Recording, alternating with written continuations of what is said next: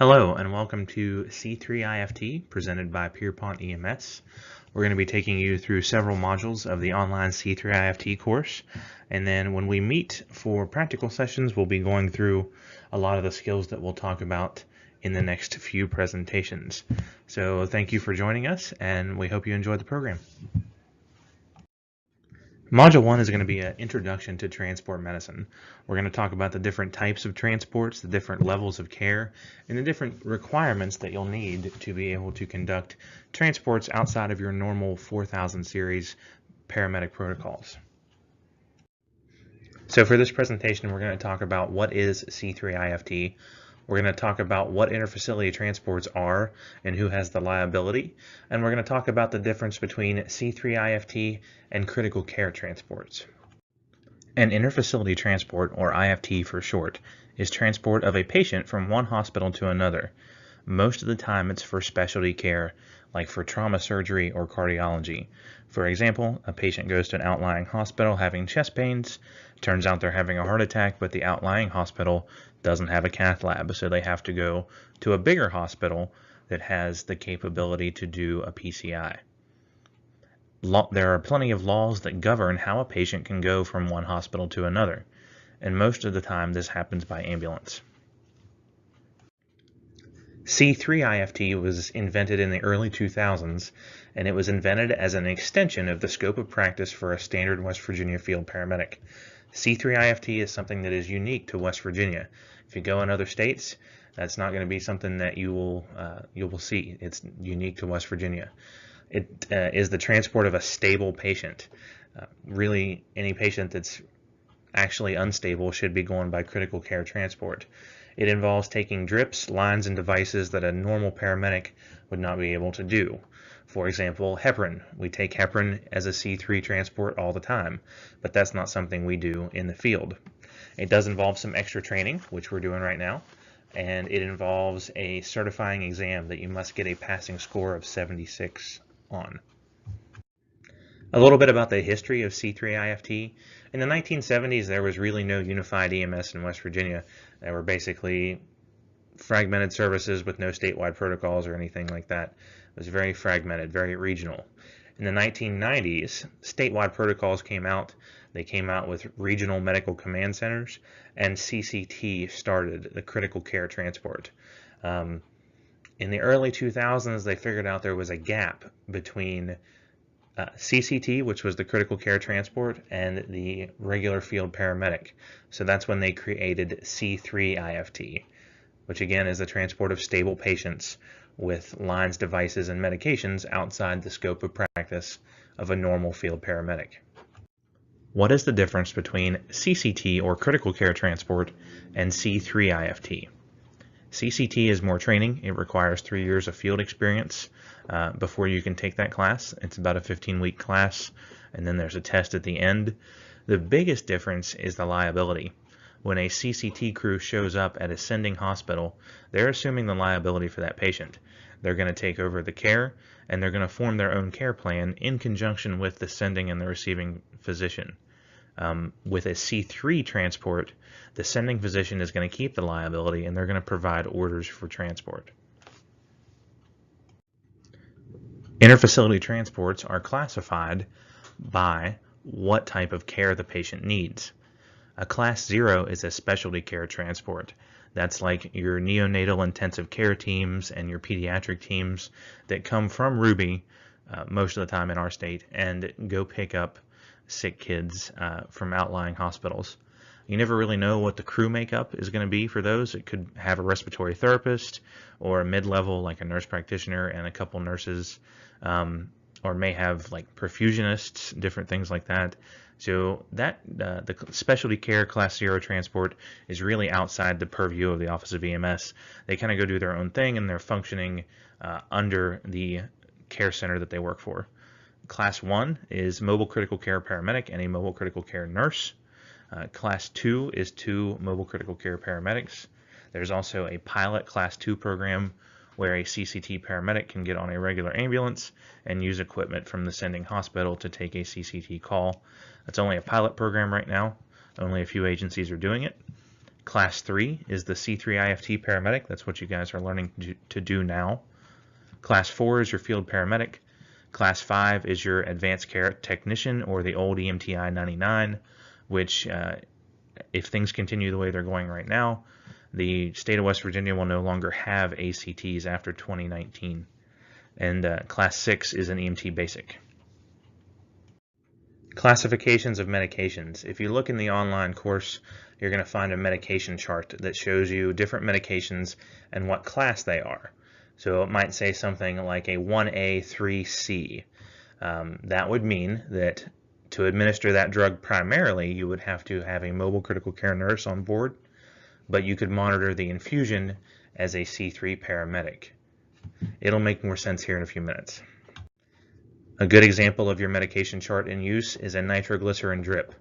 That is something that 2 critical care paramedics can start, but a C3 paramedic can monitor that drip, and they can even titrate that drip to a desired effect. Nitroglycerin is a fairly common C3IFT medication. Classifications of procedures. It essentially goes the same way, except there's not a B, there's only an A and a C. So A is perform the skill, and C is monitor that skill once it's been done. And this is talking about like Foley catheters, chest tubes, things like that. Things you're not going to do as a field paramedic, but you can monitor them in the transport environment. A Foley catheter. You have to be a mobile critical care nurse to place a Foley catheter, but that can be monitored by an EMT basic in the back of the ambulance. So how do you know if you can take that medication or not?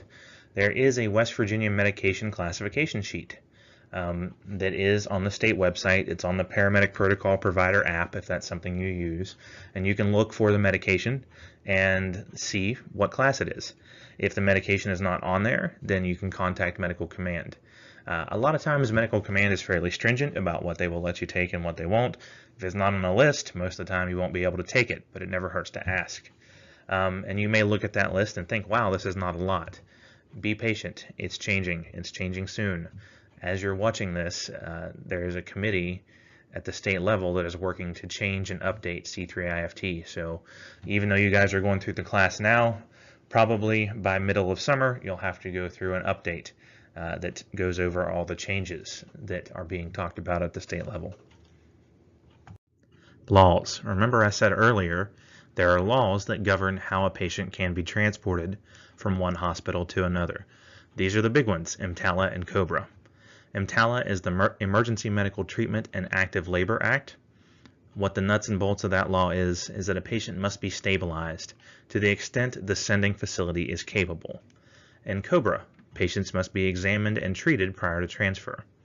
What it means is a patient can't come into the ER and the doctor can assess them to be sick and they don't want to deal with them, so they send them out. They have to make every effort to stabilize them to the extent they are capable before transferring them to another facility. There will almost always be a form that accompanies your transport packet with a signature advising the patient about the EMTALA and the COBRA laws. The sending or the receiving physician will always request the interfacility transport. A patient is not going to call 911 and say, hey, I want to go to this other hospital, but I'm sitting at hospital X, I want to go to hospital Y. It just doesn't work that way, and it's a violation of a couple laws. So the doctor has to request for that patient to go somewhere else. Most hospitals will call an ambulance service directly. The local hospital calls the local ambulance service, they come and take the transport. If the local ambulance is unavailable, or depending on local protocols, the hospital might call Medical Command or a dispatch center. Those dispatch centers can ask preliminary questions to figure out what level of care the patient's going to need during transport, and hopefully dispatch the appropriate crew. When you arrive at the sending hospital, it's important to be polite and courteous. These people have called you for help. They need this patient to go somewhere else to get more care, to get better care. So they want you to help them. So it's important to be nice to them and to establish a relationship with the nurse and the doctor so you can get a good full report, figure out what's going on with the patient, look at labs, diagnosis, x-rays, what all is going on with that patient to make sure that you, the nurse, and the doctor are all on the same page, so that patient gets to where they're going in a timely manner, but also in a safe manner, and they get what they need en route. You need to review the paperwork. Make sure your orders are clearly documented.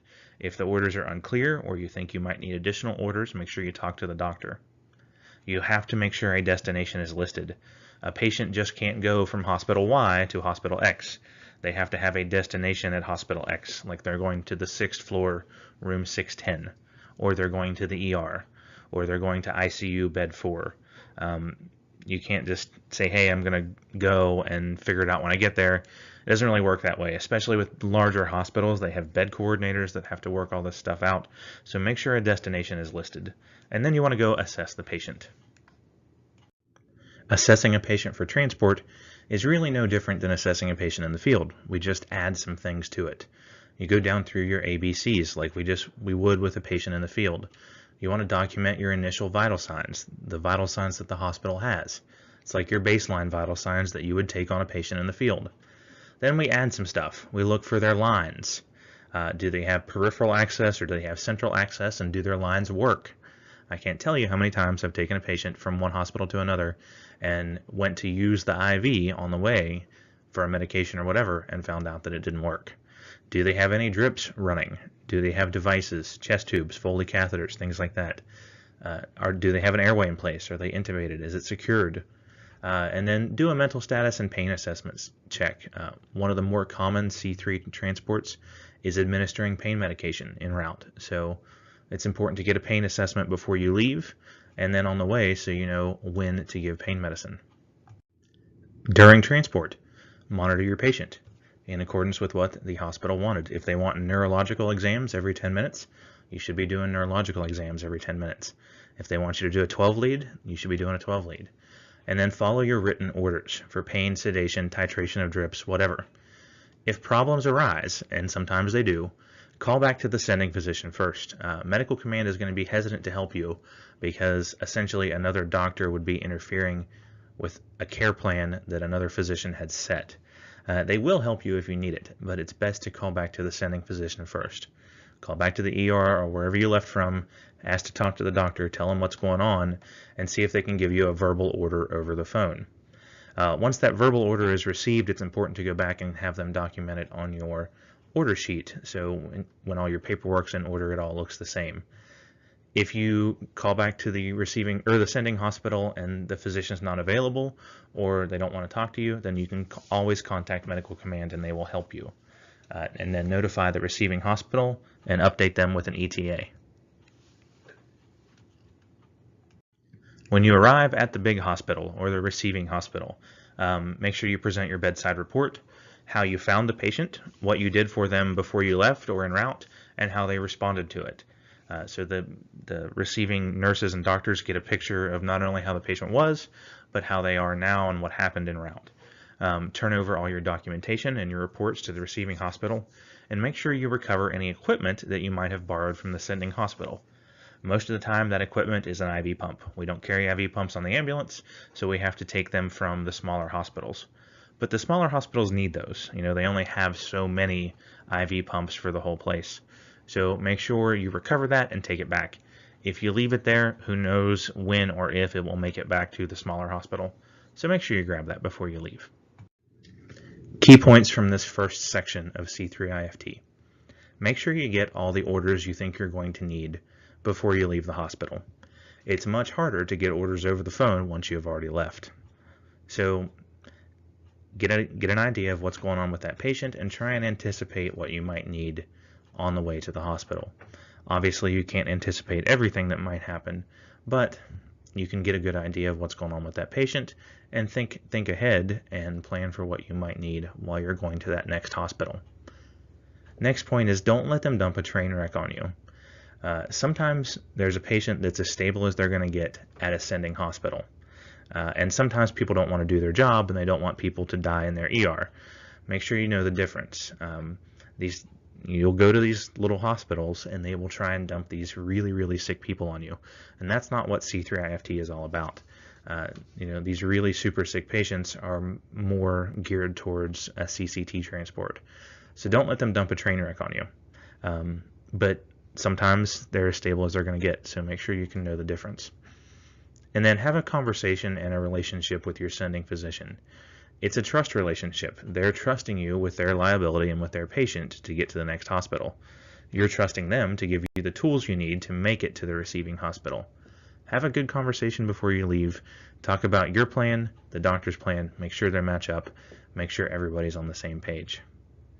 That's all for this first module of C3IFT. Hope you enjoyed it, hope you learned a few things, and it's on to Module 2.